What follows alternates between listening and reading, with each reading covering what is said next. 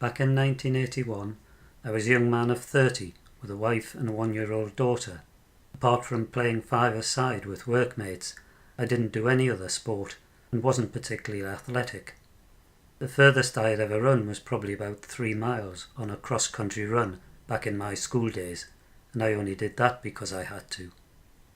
Then I heard Mike Neville announce on Look North that Brendan Foster was organising a half marathon that anybody could enter regardless of ability. It was to be called the Great North Run.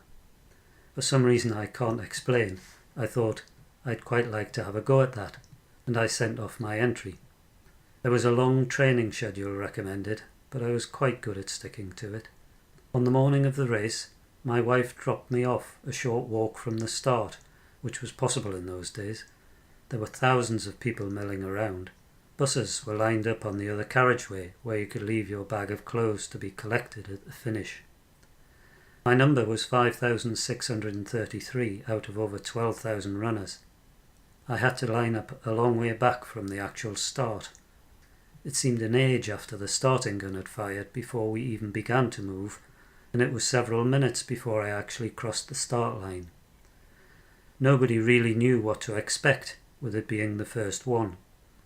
People were lining the route all the way along, and the clapping and cheering really spurred you on.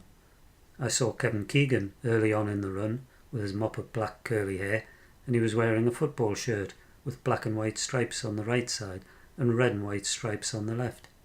He disappeared off into the distance fairly quickly. At one point a brass band was at the roadside, playing local tunes. It was amazing how people had taken to it, and it was a great feeling to be part of it. The miles ticked by until we reached the seafront and turned left along the final stretch. I remember passing the 12-mile marker, but the last mile seemed like 2. I tried to put on a fast finish to impress the watching crowd, hoping that my wife and daughter were among them. I remember at the end standing in a row, waiting to be checked off, feeling that my legs had no energy left in them. I finished number 4,706, so I passed nearly 1,000 people on the way. We all received a medal and a t-shirt, and I still have them both. Afterwards, I had no trouble finding my bag of clothes, but finding my wife and daughter was a different story. We hadn't thought about how many people would be there, and I must have walked round the finish area at least 3 times before I found them.